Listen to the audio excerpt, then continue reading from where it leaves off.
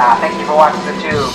Hey, if you want to learn any more about what you're seeing, click on one of the videos. If you got any comments or questions, comment down below.